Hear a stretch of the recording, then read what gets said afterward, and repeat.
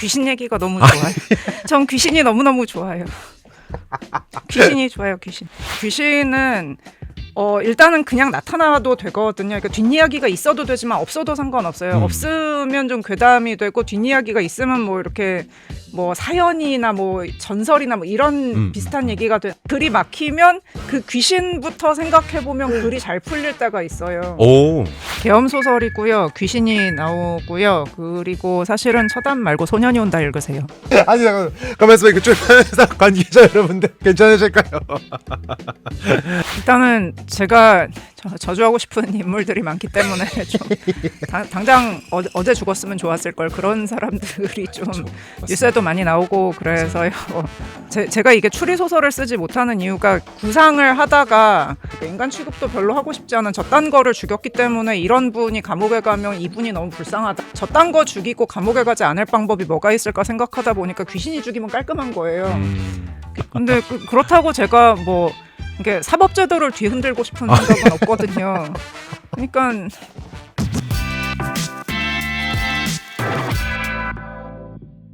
안녕하세요. 황인찬의 녹록 진행하는 시인 황인찬입니다. 저희 채널 녹록은요, 다양한 분야에서 글을 쓰는 여러 작가분들을 모시고 책 이야기 그리고 삶에 대한 이야기 또한 함께 나누고 있습니다. 이 녹록하지 않은 세상, 여러분들의 마음을 녹록하게 만들어드리고자 하는 것이 저희 녹록이죠. 네, 알림 뜨면 한 번씩 들러주시고요. 구독도 해주시고 좋아요도 해주시고 부탁드리겠습니다. 네, 오늘은요, 정말 귀한 분을 모셨습니다. 저도 너무너무 좋아하는, 그리고 사실은 약간 뭐랄까요, 이런 말하면 좀 부담스러워 하시려나? 닮고 싶다고 생각하는 그런 작가님이에요. 많은 분들께 사랑받고 있고 세계적으로 인정 또한 많이 받고 계십니다. 저주 토끼로부터 시작해서 지금까지 많은 독자분들과 그리고 세계의 여러 사람들과 함께 호흡하고 있는, 그리고 무엇보다 소외된 자들과 함께, 그리고 우리 모두와 함께 어느 자리에든 신출귀몰하시는 네, 그런 작가님입니다. 네, 정보라 작가님 모셨습니다. 반갑습니다. 안녕하세요. 네, 반갑습니다. 전 너무너무 뵙고 싶었는데 네, 이제야 뵙게 되었네요. 감사합니다. 네, 너무 반갑습니다. 좀 어떻게 좀 요즘에는 지내고 계신지부터 여쭙고 싶어요. 좀 많이 바쁘시죠? 예, 3월 말에 그 DMZ 세계문학 페스타라는 곳에 끌려가게 돼서 근데 거기에 그 노벨문학상 수상하신 스베틀라나 알렉시에비치 작가님이 그쵸. 오신다고 해서요. 그 굉장히 기대하고 있고요. 여성대회 때 작가님 드리려고 그 페미니즘 티셔츠도 샀고요.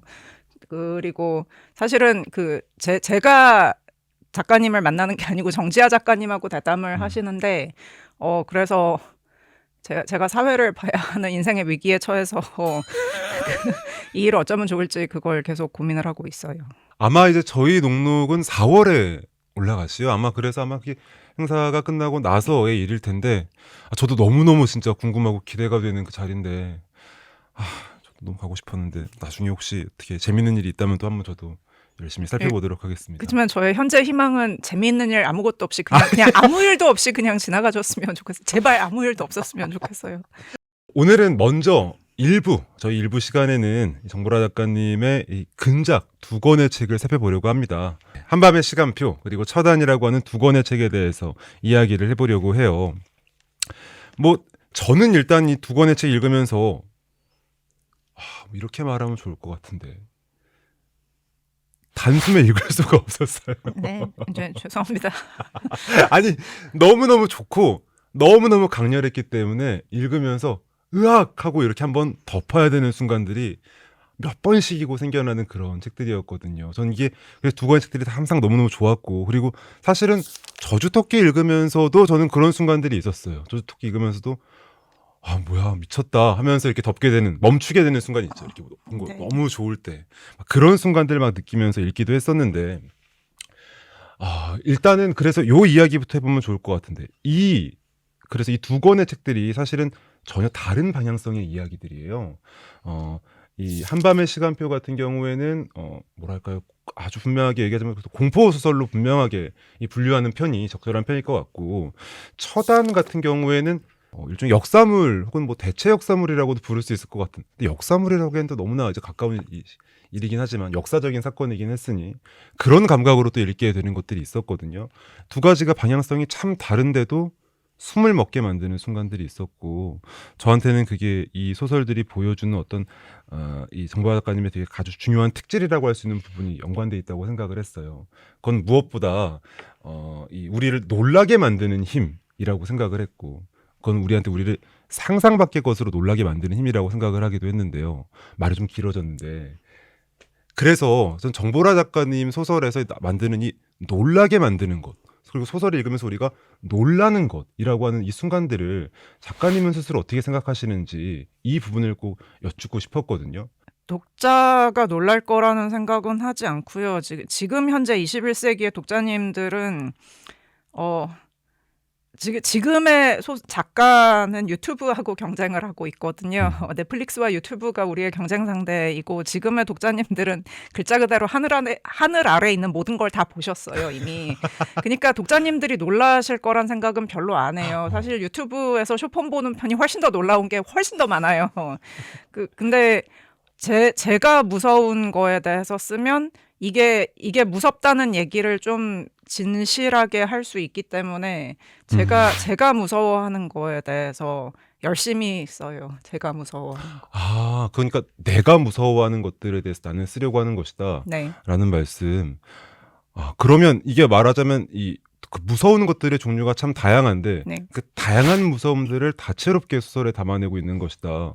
네. 그렇게 이해할 수 있겠군요. 예, 이상 시인이 말씀하셨듯이 13인의 아해가 무섭다고 그리워라는 예, 그래서 저는 한 명의 아해지만 13가지가 다 무섭다고 그리워 이렇게 맨날 무서워하면서 살고 있고요. 한밤의 시간표 같은 경우에는 제가 터널 운전하는 게 너무 무서워서 너무 무서웠어요. 근데 제가 지금 포항에 사는데 포항에서 어디 가려면 터널을 제가 세봤어요. 최대 23개까지 통과해야 되거든요. 고속도로 통과하면서. 네, 고속도로가 아니고 터널도로예요. 네네. 거의. 포항은 좋은데 터널은 싫어요. 그러니까 요는 어쨌든 나를 무섭게 하는 것들이 나에게 어떤 일종의 영감을 불러일으킨다. 그리고 나에게 쓸 힘을 만들어주는 것이다. 라고 볼 수 있을까요? 그게 뭐 그렇게 말씀하시면 굉장히 감사한데요. 무서운 그 순간에는 일단은 이걸 소설에 써야지라고 생각하면 조금 덜 무서워지기 때문에 약간 좀 정신을 차릴 수 있거든요. 그래서 예, 그렇게 해서 터널도 극복하고 이렇게 여러 가지 극복하면서 살고 있어요. 그러면 말씀하시는 거 들어보면 무서운 게 좀 많으신 것 같아요. 예, 되게 많아요.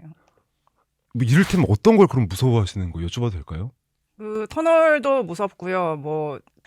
여성의 안전에 대해서 혹은 성폭력이나 젠더폭력이 모든 연령대에서 다 일어나고 있다는 사실에 대해서 국가의 공식적인 통계가 없거든요, 한국이. 그러니까 그 정도로 젠더 기반 폭력에 대해서 무지하고 알려고 하지 않고 이거는 고의적으로 무시하고 있다는 얘기인데 그러면 그런 세상이 계속되었을 때 제가 신체적으로 저 자신을 지금도 잘 보호할 수 있는 건 아니지만 보호할 수 없는 나이가 되면은 그냥 길에서 죽겠구나 그 생각을 해요.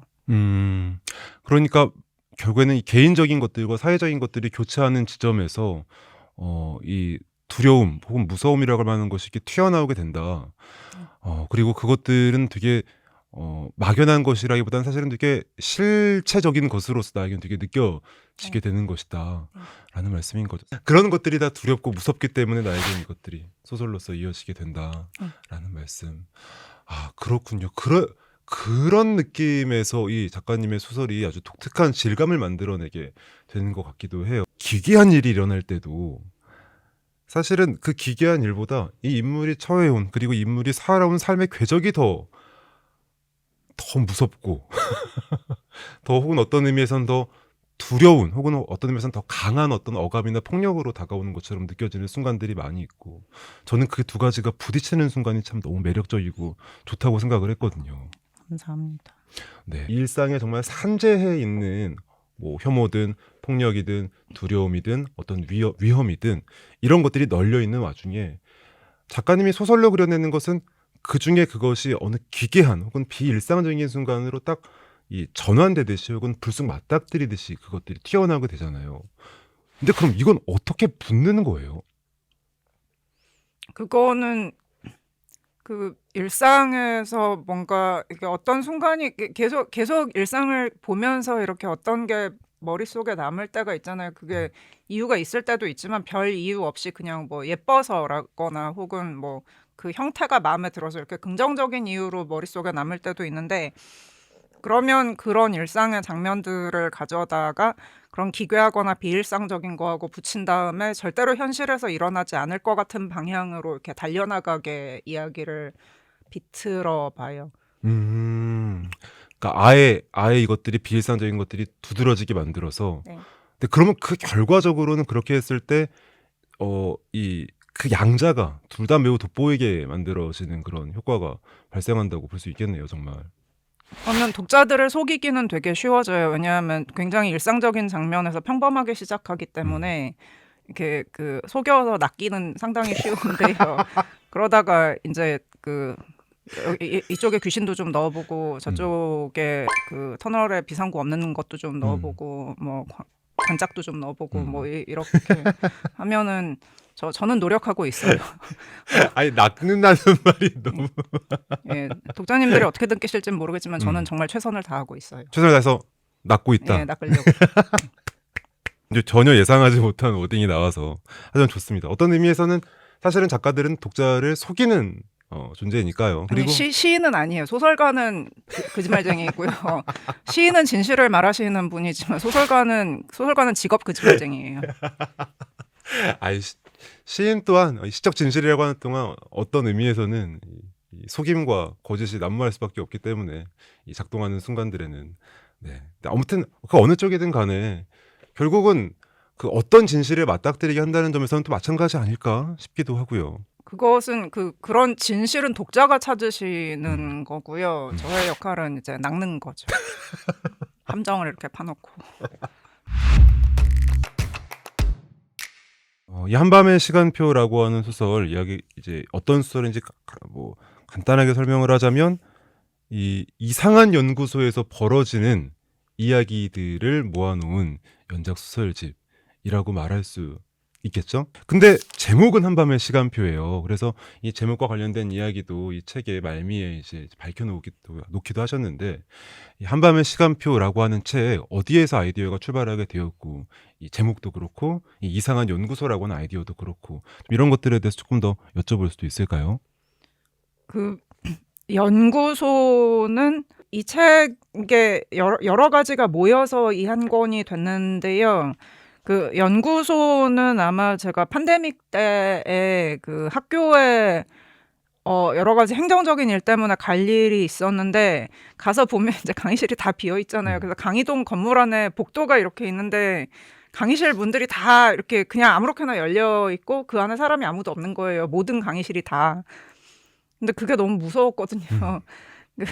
방학 때에 가보면 이제 애들이 없어서 조용하다 이런 그 약간 학부모님들이 이제 방학 끝나고 애들 학교에 보낸 다음에 집안이 조용할 때 그 안정감을 학교 선생님들은 이제 방학 때 학교에서 느끼는데 근데 팬데믹 때는 그게 너무 무서웠어요. 학생들이 무사한지 학생들의 가족들은 무사한지 또 한번 이렇게 가끔 가다 한 번씩 어떤 직원분이 감염돼서 뭐 교수님이 감염돼서 그러면 그 건물 전체 다 폐쇄했었거든요. 팬데믹 초기에는. 맞죠. 네. 예. 그러니까 그런 것도 막 그런 게 막 학교에서 문자 메시지 오고 막 그러니까 그런 것도 되게 불안하고 그래서 그 아무도 없는 강의동 건물이 되게 무서웠어요. 여기에 다시 학생들이 올 수 있을까 그 생각도 들었고 그래서 그게 이제 아마 머릿속에서 강의실들의 모습이 아마 그 연구소라는 공간으로 조금 변화가 된 것 같고요. 뭐 대학교 안에는 항상 연구소도 있으니까요. 그리고 제목은 그 작가의 말에도 썼지만 포항 터미널에 심야버스의 티켓을 파는 창구가 따로 있는데 거기에 심야버스 시간표라고 한국말로 쓰여 있고 그 밑에 미드나이트 타임테이블이라고 영어로 쓰여 있었는데요. 그게 굉장히 낭만적으로 들려서 뭔가 좀 신비해 보이기도 하고 그러니까 나이트버스라고 했으면 좀 덜 낭만적이었을 텐데 미드나이트 타임테이블이라고 해놓으니까 이거 굉장히 매력적인 맞아요. 그 단어 조합으로 보여서 저거를 언젠가 소설에 쓰고야 말겠다고 생각을 했어요. 그래서 처음에는 정말로 시간표를 만들 생각이었는데요, 소설을. 근데 쓰다 보니까 그냥 저의 통제를 벗어나서 제멋대로 얘기가 나가기 시작하니까 이게 시간표 만들다가 마감을 못 하겠다라는 결론에 도달하여 예, 그 현실적인 여러 가지를 고려해서 그냥 시간표 그 제목에만 시간표라고 하고 실제로는 시간표가 나오지 않습니다.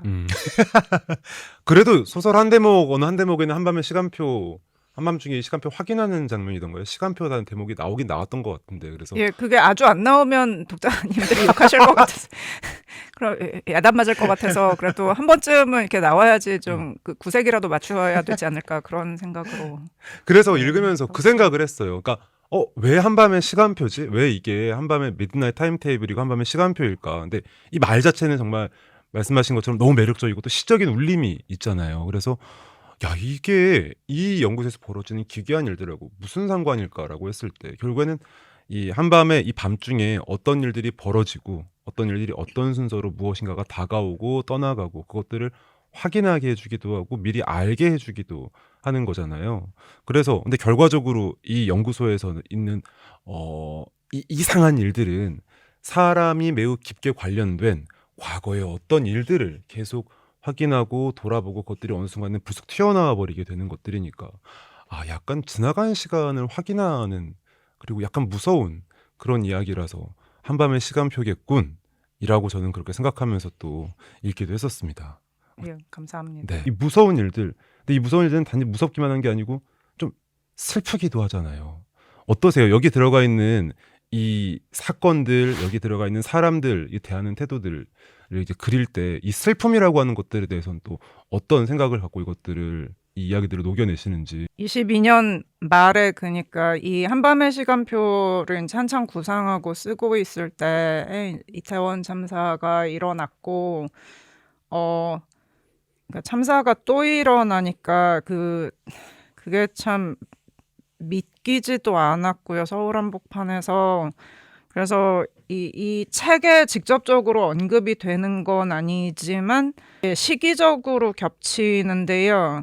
근데 그때는 뭐 국가에서 애도 기간을 정하고 그 유가족분들의 의견은 묻지도 않고 분향소를 만들어 놓고 그리고 이제 국가 애도 기간이기 때문에 뭐 공연 같은 걸 다 그 취소를 시켜서 아무 잘못도 하지 않고 이태원 참사하고 아무 상관도 없는 공연자들의 생계를 위험하게 만들고 그렇죠. 거기에 대해서 뭐 따로 보상을 해준 것도 아니고 그냥 무조건 취소해라 하지 마라 이렇게만 얘기를 하고 그런 다음에 이제 국가애도 기간 끝났으니까 이제 애도하지 마라 이런 식의 태도를 취하고 그런 거를 보면서 세월호 참사 때처럼 이렇게 사람들이 나서서 시위를 하고 뭔가 운동이 만들어져서 정권이 바뀔까 봐 저런다는 생각과 그리고 그 반대편에 있는 당은 그러면 이제 사람들이 나서서 거리에 나와서 뭔가 운동을 만들어서 우리한테 대권을 주겠구나라고 즐거워하고 있는 그 마음과 그 사이에서 죽은 사람에 대해서는 아무도 생각하지 않는 그런 참담함들이 지금까지도 굉장히 화가 나요. 근데 거기에 대해 그런 시기에 썼는데 좀 따뜻한 이야기가 됐다는 거는 제가 왜 그랬는지 모르겠지만 좀 더 무섭게 썼어야 한다고 생각해요. 좀 더 많이 죽였어야 했어요. 그러니까 돌아가신 분들, 죄 없이 돌아가신 분들에 대해서는 한없이 죄송한 마음인데 잘못한 놈들에 대해서는 좀 더 무서운 얘기를 썼어야 했어요. 네, 뭐 많이 죽였다까지는 아니지만 잘 죽였다고는 할 수 있을 것 같은 소설이라고는. 네, 그렇지만 잘 죽이고 싶은 인물들이 조금 더 많이 있죠. 이 약간 두 가지 서로 상충하는 태도들이 계속 부딪히면서 이 정서적인 어떤 이 진폭을 만들어내는 게 저는 이 한밤의 시간표에 뭐랄까요, 되게 매력이라고 생각을 했어요. 그러니까 아니요, 상충하지 않아요. 권선징악은 되게 전통적인 그렇죠. 조상의 어를 네. 이어받은 네. 그런 그러니까 태도예요. 그래서 막 무서워하다가 결국에는 이곳에서 어떤 일들이 있었는지 알게 되기도 하고 그 안에 어떤 사람들이 어떤 시간을 보냈는지 알게 됐을 때 어쩌면 좋아라고 하게 되고 동시에 그 어쩌면 좋아라는 마음이 분노로 자연스럽게 이어지게 되기도 하고 저는 왔다 갔다 하는 마음들이 읽으면서 참 매력적이고 좋다고 생각을 했었거든요.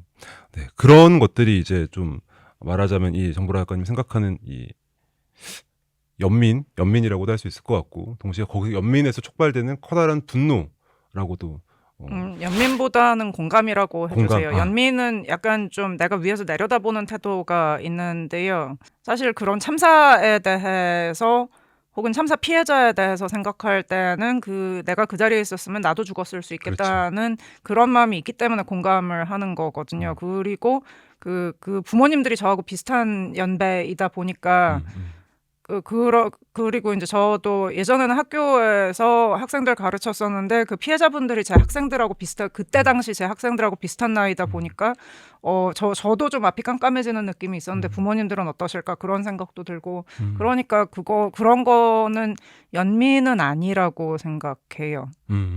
네. 네.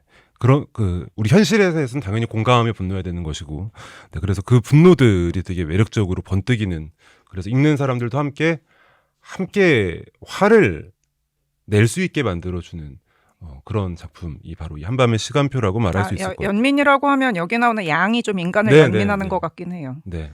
근데 그러네요. 그건 확실히 그러네요. 그래서 이 책을 보면 이 후기 부분에서 놀이동산 같은 작업이었다라는 또 이제 이야기 또한 있어요.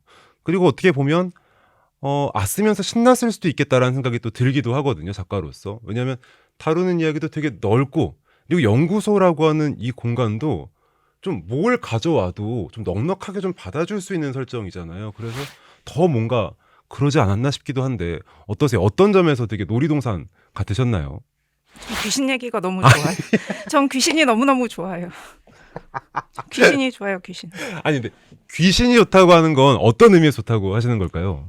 그 소설에서 귀신 얘기를 쓸 때는요, 귀신은 일단은 그냥 나타나도 되거든요. 그러니까 뒷이야기가 있어도 되지만 없어도 상관없어요. 없으면 좀 괴담이 되고 뒷이야기가 있으면 뭐 이렇게 뭐 사연이나 뭐 전설이나 뭐 이런 비슷한 얘기가 좀 더 긴 얘기를 쓸 수 있는데 어쨌든 그러니까 귀신은 그 소설 소재로서 굉장히 자유롭더라고요. 그 신체 일부만 나타나도 되고 신체 일부가 늘어지거나 이렇게 줄어들어서 나타나도 되고 사연이 있어도 되고 없어도 되고 성별이 있어도 되고 없어도 되고 연령대도 다양하게 만들 수 있고 그래서 그리고 뭐 어디서나 어떤 형태로나 나타날 수 있거든요. 그래서 일단 얘기가 안 나오면 그냥 귀신을 한번 집어넣은 다음에 그 글이 막히면 그 귀신부터 생각해보면 글이 잘 풀릴 때가 있어요. 오. 왜냐하면 거기서 이제 귀신이 어떻게 나오고 어떤 모습으로 어떤 장소에서 나오고 이런 거는 좀 장면을 연출하는 거기 때문에 조금 기계적으로 할 수 있고 기계적이라기보다 조금 냉정하게 할 수 있거든요. 그러니까 물건을 여기에 놓는 편이 더 예뻐 보이나 이런 거하고 비슷한 그 사고방식으로 할 수 있어서 그러면 이제 귀신을 묘사하면서 일단은 거기에서 이야기가 만들어지기 시작하고 그러면 이 귀신은 왜 거기에서 나타났으며 거기서 무엇을 하고 싶은가를 생각하다 보면 그게 또 이야기가 돼요. 그래서 글이 막히면 귀신을 한번 집어넣으면 글이 잘 써지는데 그거 귀신 너무 좋아요. 아니 그러니까 저 귀신 진짜 너무 좋아요. 그러니까 이게 귀신 좋다는 말씀이니까 소설에 있어서 굉장히 그리고 작가님의 소설에 있어서 굉장히 중요한 어떤 위치를 차지하는 어떤 장치라고도 할 수 있다. 그런 맥락에서 좋다. 근데 그 좋다 말고 방금 그 귀신 좋아요는 소설 쓸 때 참 유용해요 정도에 그치는 반응이 아니었는데. 근데 귀신 얘기도 너무 재밌고요. 제가 여러 나라 다니면서 거기에 다른 나라 분들한테 그 나라 귀신에 대해서 물어봤는데요. 일단 귀신이 아시아적 정체성하고 굉장히 크게 관련이 있는 것 같아요. 서양 사람들은 조금 창피해하면서 모르겠다고 하거나 얘기를 하더라도 뭔가 이렇게 우리 동네에 있는 유명한 귀신 나오는 집 뭐 이런 자기 삶하고 관련이 있는 걸 얘기를 하지 그게 뭐 내가 귀신을 믿기 때문에 뭐 나는 귀신을 믿진 않아 뭐 이런 걸 꼭 얘기를 해요. 그러니까 약간 거리를 두려는 태도가 있는데 아시아 사람들은 귀신 되게 좋아해요. 그리고 너네 나라 귀신 얘기는 어떤 게 있냐고 물어보면 막 너무 자랑스러워하면서 얘기를 해요. 그게 역사와 문화와 특히 역사적인 트라우마하고 굉장히 크게 관련이 있거든요. 그래서 귀신 얘기를 들어보면 그 나라 사람들이 세상을 어떤 식으로 보는지 좀 알 수 있는 측면이 있고요. 그리고 아시아는 특히 아시아 20세기 현대사에서 같은 상처를 맞아요. 가졌던 일들이 많아서 예를 들면 저 인도네시아에 있는 가자마다 대학교라는데 한국학과 교수님한테 초청을 받아서 갔었는데요. 이제 거기 가서 또 귀신 얘기 해달라고 그랬더니 산속에 2차 세계대전 당시에 일본군 귀신이 있다는 거예요. 거기도 그러니까 샤먼 무당에 해당하는 그런 이렇게 보는 분, 뭐 영감을 가진 분 이런 분들에 대한 좀 사회적인 믿음이 강한 편인데 그런 분들 말씀에 따르면 산속에서 2차 세계대전 당시에 보급이 끊어져서 버티다가 죽은 일본군이 지방령이 돼서 산속에 있고 그런 사람들은 전쟁이 끝났다는 걸 모르기 때문에 그런 귀신은 인간을 보면 다 공격하려고 든대요. 그래서 굉장히 질이 안 좋은 귀신이라고 산에 들어갈 때는 그런 귀신을 조심해야 한다. 까지 듣고 어떻게 조심해야 하는 건지 잘 못 들었기 때문에 산은 안 가기로 했는데요. 근데 그러니까 의외로 이렇게 역사적인 상처가 아시아 전체에 공통으로 있다는 걸 많이 느낄 때가 있고요. 뭐 싱가포르 같은 경우에는 원래 사시던 그 민족의 왕의 무덤이 있는데 거기를 백인들이 와서 식민 지배를 할 때의 군기지로 만들었어요. 자기네 기지로. 그러니까는 한국으로 치자면 종묘에다가 미사일 갖다 놓은 거예요. 그러니까 굉장히 모욕적인데 지금은 이제 싱가포르가 뭐 다시 이제 역사가 바뀌면서 거기가 공원이 됐어요. 근데 당연한 일이지만 거기에 이제 옛날 왕들의 귀신이 나온다고 합니다. 그건 아쉽게도 저는 못 봤고 굉장히 특이하게 생긴 닭이 살아요. 거기에 새들이 사는데 공작새도 산대요. 근데 공작새는 못 봤고 닭만 봤어요. 커다란 빨간 닭. 그러니까 이 귀신이라고 하는 소재 자체가 말하자면 역사적으로도 네. 사회적으로도 되게 밀접하고 네. 어떤 의미에서는 그래서 이 서사로 다룰 때에도 어떤 정동을 작동시킬 때도 너무 용이한 네. 장치이다. 근데 사실은 고백하자면 저도 씻을 때 귀신 넣으면 잘 풀리는 순간들이 있거든요. 네, 맞아요. 그러니까 그것은 아시아인의 마음속에는 항상 영혼의 위안을 주는 귀신 얘기가 하나씩은 있는 거예요. 좀 뭐랄까 저한테 귀신은 사람이 돼 사람 아닌 존재들 혹은 사람이었던 자들 혹은 사람일 수 없는 자들 이렇게 돼 있어서 저 씻을 때는 퀴어도 귀신이고 난민도 귀신이고 뭐 이런 것들이 저한테는 또 귀신으로서 작동하기도 하고 또 어떻게 살펴보면 생각해보면 여기 이 한밤의 시간표에서 그려지는 그 이상한 일들 또한 그런 의미에서의 약간 어긋나고 밀려난 것으로서의 두려운 것들 로서의 공포들이 항상 함께 움직이고 있다는 생각이 들어서 많은 또 이 귀신 좋아요라는 이 말에서 작가님의 이 작품이 엄청 많이 이해가 되는 게 분명히 있는 것 같네요. 너무 좋습니다. 작가님에게 있어서 이 복수 혹은 뭐 어떤 의미에서는 뭐 저주라고도 할 수 있을 이 키워드들 이게 작가님에게는 또 어떤 의미를 갖는지 조금 더 여쭙고 싶어요. 일단은 제가 저주하고 싶은 인물들이 많기 때문에 좀 당장 어제 죽었으면 좋았을 걸 그런 사람들이 좀 그렇죠. 뉴스에도 많이 나오고 그래서요. 제가 이게 추리 소설을 쓰지 못하는 이유가 그러니까 그런 사람들을 이렇게 정당한 이유가 있어서 분노해서 죽이는 이야기를 구상을 하다가 근데 저런 거 죽였기 때문에 감옥 가면 너무 아까운 거예요. 그 인물이. 그러니까는 저딴 거 지금 거라고 제가 하고 있잖아요. 그러니까 인간 취급도 별로 하고 싶지 않은 저딴 거를 죽였기 때문에 이런 분이 감옥에 가면 이분이 너무 불쌍하다. 저딴 거 죽이고 감옥에 가지 않을 방법이 뭐가 있을까 생각하다 보니까 귀신이 죽이면 깔끔한 거예요. 귀신이 죽이면 다 해결되거든요. 그래서 그러다 보니까 뭐 저주 이런 거를 많이 생각하게 되는 것 같아요. 그런 생각을 평소에도 되게 많이 하고 있어요. 근데 그렇다고 제가 뭐 이게 사법제도를 뒤흔들고 싶은 생각은 없거든요. 그러니까 여러 가지 생각을 하다 보니까 그냥 귀신이 제일 쉽겠다. 그냥 쉽고 빠르게 이렇게. 네. 근데 말하자면 진짜 정당한 분노를 정말로 아주 정당하게 행사할 수 있는 존재가 또 귀신이라고도 또 할 수도 있겠네요. 네, 이 한밤의 시간표 바로 그렇게 슬프고 무섭고 결국에는 화가 나다가 함께 으악하고 소리 지르게 되는 그런 아주 재미있는 책 한밤의 시간표라고 할 수 있습니다. 처단에 대해서 이야기를 또 해보려고 하는데요. 이 처단 이제 오늘 녹록 촬영일 기준으로 하면 출간된 지 정말 이틀 된 거죠. 아주 따끈따끈한 그런 신간인데요. 이 책에 대해서 간략하게라도 좀 먼저 설명을 좀 부탁을 드려볼 수 있을까요? 계엄 소설이고요. 귀신이 나오고요. 그리고 사실은 처담 말고 소년이 온다 읽으세요. 아 이게 무슨 말이야? 아니 잠깐 가만 있어봐. 그쪽 관계자 여러분들 괜찮으실까요? 아 근데 저는 여러 생각을 하기도 했었어요. 소년이 온다 겹쳐지는 이야기라고도 생각하면서 읽기도 했었고. 아니 그렇게 제가 저를 막 한강 작가님 옆에다가 이렇게 놓으려고 그 말씀 드린 거는 아니었어요. 저는 그래서 이거 읽으면서 아마 많은 분들이 사실은 그러니까 2024년 12월 3일의 그 충격에서 사실은 생각보다 완전히 그게 깔끔하게 벗어나 있지는 못하다는 것들을 이 소설을 읽으면서 내가 그렇구나라는 생각이랑 많은 사람들이 정말로 그러하겠구나라는 생각을 하면서 이 소설을 읽었거든요. 이게 또 제가 좀 부가적으로 설명을 조금 더 드리자면 결국에는 한번 저지된 계엄이 결국에는 이제 다시 일어나서 더욱더 뭐랄까 계획적이고 악랄한 방식으로 진행이 되어서 만약에 그렇게 계엄이 진짜로 실제로 진행되었다면 무슨 일이 일어났을까라고 하는 것들을 이제 아주 압축적으로 그려내는 그런 소설이라고 말할 수가 있습니다. 12.3이 비상계엄 소설로 풀어야겠다고 생각하신 이유가 그래서 어떤 있을지 조금 더 여쭙고 싶기도 하거든요. 이것도 작가의 말을 상당히 자세하게 썼는데요. 그 남편이 그날로 12월 10일에 입원하기로 했거든요.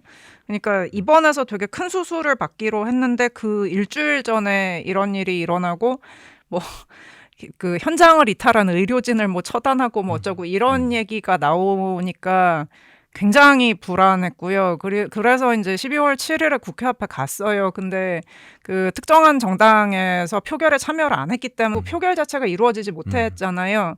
그래서 그 흐지부지 되는 걸 보니까 이러면 저 사람이 계속 대통령으로 있을 수도 있겠다. 이게 그냥 이렇게 해프닝으로 끝난 다음에 다시 계엄 똑같이 또 저런 짓을 할 수도 있겠다. 그 생각이 들어서 굉장히 불안했는데 그 상태에서 이제 남편은 입원을 했고 그러니까 하루 뒤였어요. 가결된 게 수술 끝나고 나서. 그래서 남편이 병원에 있으니까 뭐 너무 불안했고요. 이 상태로 어떻게 하면 좋을지도 불안하고 남편의 동료들, 저와 남편의 공통된 동료들 다 노조하고 파업하고 시위 집회하는 사람들이고 저는 노조 파업 시위 집회에다가 언론 출판에도 엮여 있고 뭐 다 걸리는 거예요. 그 포고령을 보니까. 그리고 그때 당시에 그 구미 옵티컬에서 박정혜 동지하고 소현숙 동지가 고공농성하고 있었는데 24년 1월 8일에 올라갔는데 2월 16일에 구미시에서 철거하러 왔었거든요. 그래서 그때도 철거반하고 충돌이 있을까봐 어마어마하게 걱정을 하고 이제 과거의 여러 예시들을 봤을 때 그래서 굉장히 걱정을 했는데 다행히 그때는 몇 시간 대치하다가 이제 말로 잘 끝났어요. 말로 좋게 해서 잘 끝났었는데 근데 군인들이 만약에 그 고공농성하는 곳에 오면은 구미시 공무원들하고는 차원이 다를 거 아니에요. 이분들은 그렇죠. 그냥 왔다가 말로 하고 경찰이 와서 이렇게 좀 갈라놔주고 그러다가 끝났지만 그렇게 하지도 않을 거고 말려줄 사람도 없을 텐데 그 생각하면 지금도 너무 무서워요. 그래서 여러 가지가 너무 무서웠어요. 그때 그 두려움, 무서움 같은 것들이 이제 소설로 이어졌다. 근데 이 소설에 정말 이거 저는 진짜 이거 계속 한 챕터 끝나고 덮고 한 챕터 끝나고 덮고 너무 마음이 쉽지가 않아서 진짜 이랬을 수 있지라고 생각을 하면서 그러니까 정말로 저도 함께 읽으면서 무서워지기도 했거든요. 작가님이 그것을 정말 이것들을 어떤 식으로 이제 그 상상하고 무서워했는지가 너무나 잘 느껴지기도 해서 근데 그 무서운 것을 쓴 거잖아요. 이 무서운 것을 쓴다는 건 또 어떤 의미일까요? 제가 어느 지점에서 무서웠으며 어떤 일이 일어나는 걸 두려워하는지를 글로 쓰다 보면 좀 정리가 되거든요. 생각을 하고 있을 땐 굉장히 모호하게 이렇게 뭉게뭉게 두려움이 음. 계속 커지는데 음. 글로 쓰기 시작하면 일단 글은 기승전결이 있기 때문에 좋게 끝나든 안 좋게 끝나든 끝이 나야만 하고요. 마감도 해야만 하고 원고도 보내야만 하고 그리고 결말은 이미 그 정해놓고 썼어요. 그러니까 처음부터 주인공들은 죽는 결말이었고요.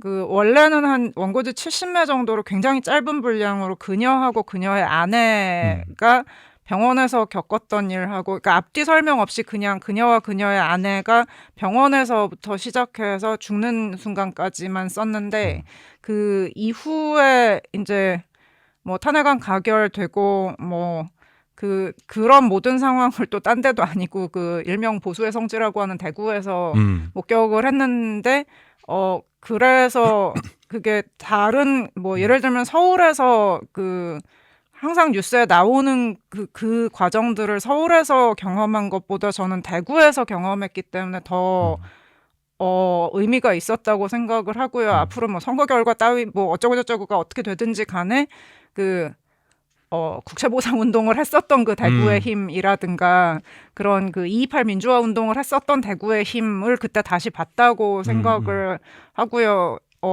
그래서 그런 이야기들을 좀 더 넣을 수 있었어요. 그러니까 막연히 무섭기만 한 이야기가 아니고 제가 보았던 소중한 사람들에 대한 이야기를 좀 더 넣을 수 있었어요. 근데 이 소중한 사람들이 그러면 어떻게 잘못될 수 있었는가를 생각하면 또 마음이 불안해지기 시작해서 네, 점점 불안해지네요. 아. 싫어. 근데 한편으로는 그런 생각도 했습니다. 그러니까 이건 정말 어떤 우리가 정말 두려워해야 할 일에 대한 소설이다. 하지만 한편으로는 이 이야기를 이렇게 써내는 것 자체가 결국에는 여기서는 결국에 아까 유령이 나온다고 하셨지만 귀신이 나온다고. 근데 우리 아까 앞에서 얘기했던 것처럼 이 귀신은 정당한 복수를 이제 할 수 있는 그런 존재이기도 한 거잖아요. 그래서 정말 그런 의미로서의 귀신이 저는 등장한 것이라고 생각을 하고, 그리고 저는 어떤 의미에선 이 소설을 쓰는 것 자체가 그 생각도 했어요. 작가님이 진짜 엄청 많이 화가 났고 그 화가 나서 진짜 제대로 복수를 하고 싶었구나. 네. 그런 생각이 들어서 이 복수심이 느껴지는 이 텍스트에서 그렇게도 했거든요. 말하자면 그런 의미에서 복수라고도 또 볼 수도 있을까요? 그게 복수라고 할 수도 있지만 제가 무조건 모든 걸 다 상상하기만 한 건 아니고요. 일단은 뭐 계엄이라고 하면은 제일 먼저 생각나는 그 80년 광주민주화운동 하고, 그리고 제가 그 공부했던 1920년대에서 40년대까지 스탈린 시기 소련 소설들하고, 그리고 혁명 시기에 관한 공산혁명 시기에 일어났던 여러 가지 일들, 공산혁명도 그렇고 내전도 그렇고 그 시기에 일어났던 여러 가지 일들하고, 그리고 이제 스탈린 정권이 안정되고 나서 스탈린이 독재자로서 완전히 자리매김을 하고 그 뒤에 어떻게 미쳐갔는지에 대해서도 뭐 문헌도 많이 있고, 그 시기의 문학 작품들을 보면은 문학 작품도 작품이지만 그 작가 한 명 한 명의 삶이 정말 너무 드라마틱하고, 이게 제가 남이라서 드라마틱하다고 말하지만 정말 억수로 고생하다가 진짜 비참하게 죽거든요. 그 능력 있는 그 재능 있는 작가들이. 그래서 그런 걸 생각하면 한국뿐만이 아니고 다른 나라에서 독재자들이 독재를 어떤 식으로 했고 그 독재가 어떤 방향으로 갔는지 생각했을 때 충분히 답이 나온다고 저는 결론을 내렸어요. 그러니까 그 과정은 역사에서 일어났던 일들을 제가 상상해서 묘사하긴 했지만 그 일 자체는 여러 나라에서 다 일어났던 일들이에요. 그래서 그것들을 내가 제대로 바라보고 한번 쓰고, 근데 이걸 썼다는 것은 이것을 이 시대 많은 독자들하고 다시 한번 들이밀어서 한번 생각해 보라고 이렇게 제시하는 일로도 볼 수 있을 거고요. 근데 저는 그 제시한다기보다는 이 내란 수괴가 어떤 행동을 하려고 했으며 그게 어디까지 갈 수 있는 행동이었으며 어떤 결과를 가져올 수 있는 행동이었는지, 그거를 얼마나 무책임하게 저질렀으며 얼마나 많은 사람을 배신했는지, 저는 그 사람을 처음부터 믿지 않았고 좋아하지도 않았지만 제가 얼마나 싫어했냐면요. 그 사람이 서울말을 쓰는 게 화가 나더라고요. 제가 그 정도로 싫어했었는데 근데 여기에 그 가습기 살균제 네, 피해자분 그쵸. 얘기 나오는데 그분이 그 포항에서 저를 태워다 주신 택시 기사님이었거든요. 그러니까 그렇게 믿었던 사람들이 있단 말이에요. 이게 너무나 어마어마한 배신인데 자기가 누구의 어떤 신념을 어떻게 배신했는지도 모를 거고 그 내란 속에는 관심도 없을 거 아니에요. 사실 가습기 살균제 피해자가 죽는지 사는지 그 사람이 뭐 신경을 쓰겠어요. 그러니까 그런 걸 생각하면 너무 화가 나서 그러니까 이게 얼마나 어마어마한 사건인지 사람이 죽지 않았다고 해서 그렇게 단순한 일이 아니고 이게 얼마나 무서운 사건인지 역사적으로 이게 어떤 일들과 연관되어 있었는지를 저도 다시 곱씹어보고 싶었지만 이야기로도 남기고 싶었어요. 정말 그래서 저는 정말로 필요한 소설이고 필요한 작품이라고 생각을 했습니다. 내가 이거를 제대로 내 안에서 정리하지 못했구나. 이 12월 3일을 내가 정말로 제대로 정리하지 못한 채로 지나갔구나. 그냥 막연하게 그냥 여기 소설에 잠깐 나오지만 이 소설에서 계속 끊임없이 이 포고령 부분을 언급을 하면서 나오잖아. 그럼 내가 이제 저거랑 부딪히다가 크게 다치거나 죽을 수도 있겠다. 그 생각을 그 밤에 했던 기억이 분명히 나거든요. 근데 그 순간이 이제 시간이 지나가면서 이제 그냥 어느 순간에는 이제 우리가 좀 까먹어 버리게 된 측면들이 분명히 있기도 하고, 그러니까 그것들이 가볍게 여기게 된, 그러니까 그 무서움을 그런 측면들이 있는데 정말 말씀하신 것처럼 이게 얼마나 끔찍한 일이었고 얼마나 무서운 일이었는지를 다시 한번 생각하게 만든다는 점에서 저한테도 너무 큰 이 의미를 가진 이 소설이었고 아마 이 책을 읽어보신 독자분들에게도 아마 그런 생각을 하게 만드는 작품이 되지 않을까 싶습니다. 이 황인찬의 녹록한 낭독이라고 하는 시간인데 이 작가님의 작품 가운데서 한 일부를 제가 뽑아서 이야기를 하고 낭독을 하고 그에 대해서 대목에 대해서 이야기하는 소감을 함께 나누는 그런 코너예요. 사실은 두 가지를 생각을 했어요. 하나는 이 처단에서 작가의 말의 마지막 부분이랑 그리고 또 하나는 이 두 권의 소설은 아닌데 작가님의 아무튼 데모. 저는 이번에 준비하면서 덕분에 읽게 된 책이거든요. 근데 너무너무 재밌게 읽은 책이고 이따가 2부 때 또 얘기할 책이기도 한데 저한테는 거기 한 대목을 생각을 해봤는데 괜찮으시면 제가 오늘 소설은 아니지만 거기 있는 데모에 있는 부분을 좀 읽어도 괜찮을까요? 네, 감사합니다. 그러니까 제가 이 부분을 굳이 이제 가져온 이유는 이 책에서는 이게 내가 논문을 쓴 이유가 말하자면 이 세월호 참사와 관련된 논문을 내가 굳이 해외까지 가서 발표를 하게 된 이유를 이제 스스로 밝히는 대목이었는데 그게 저한테는 좀 작가님의 글쓰기 전체하고 좀 연결되어 있다는 생각이 들기도 해서 한번 그 대목을 제가 이렇게 밑줄을 그어놨었거든요. 한번 읽어보겠습니다. 왜 그런 짓을 했냐면 2016년에 접어들자 아무도 세월호 이야기를 하지 않았기 때문이다. 2015년 일주기 때처럼 광화문 현판 앞에 앉아있기만 해도 경찰이 와서 차벽으로 막고 아버지들 목을 졸라 연행하고 어머니들 눈에 최루액을 뿌리거나 하지 않았다. 농성장에 보수단체들이 쳐들어오지도 않았다. 언론에서도 세월호 얘기를 하지 않았다. 세월호 참사 특별조사위원회 활동 종료 저지라든가 선체 인양이라든가 진상규명을 위해서 할 일이 많은데 아무리 외쳐도 아무도 듣는 것 같지 않았다. 그래서 나는 아무도 들어주지 않으면 학술 발표라도 해서 어딘가의 논문 데이터베이스에 자료라도 남기기로 결심했다. 네, 이 대목인데 저는 이게 오늘 꼭 저희 녹록 시청자 여러분들하고 나누고 싶은 문장이기도 했었어요. 그러니까 이게 오늘 처단도 그렇고 어떤 의미에서는 한밤의 시간표 또한 그렇고 그리고 작가님의 글쓰기 자체가 어쩌면 왜 이거 이야기 안 하는 거야? 왜 안 하는 거야? 나라도 해야겠어.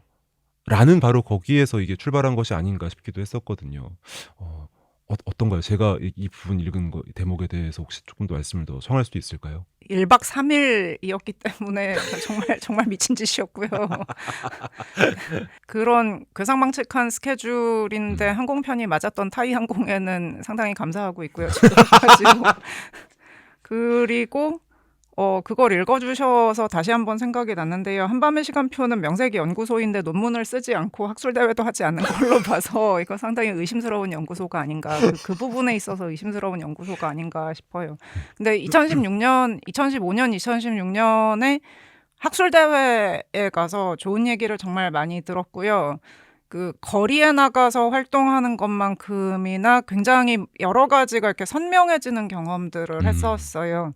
그래서 저는 그런 점에 있어서는 물론 그때 여러 가지가 밝혀지지 않은 거는 지금도 두고두고 이를 갈며 저주하고 있지만 그건 좋았다고 생각하고 그때 런던의 한국학 학술 대회가 또 굉장히 훌륭했기 때문에 저를 그렇게 환영해 주신 교수님이나 제가 1박 3일하는 얘기를 듣고 대체 왜 그러고 살아라고 하신 그 교수님한테도 굉장히 감사하게 생각해요. 그러니까 이건 참을 수 없어 쓰기만, 그러니까 왜 아무도 말을 안 해라고 해서 그다음 논문을 발표하고 쓰고 혹은 소설을 쓰기도 하지만 이 쓰기만 하는 데서 끝나는 게 아니고 이것들을 사람들하고 나누고 다른 사람들에게서 또 어떤 이야기를 듣기도 하는 과정 속에서 우리는 또한 더 발견할 것이 있고 더 생각할 것이 생겨난다.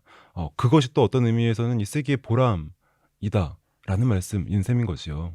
얘기를 청하면 더 많이 나올 것 같은데 아쉽게도 일단은 저희가 정해진 시간이 있어서 저희 1부 이야기는 이제 여기서 마치려고 합니다. 오늘은 정보라 작가님 모시고 한밤의 시간표 그리고 처단 이 두 권의 책을 중심으로 여러 가지 이야기들 나눠봤습니다. 그래서 아쉽지만 저희 녹록 1부는 여기서 마치지만요.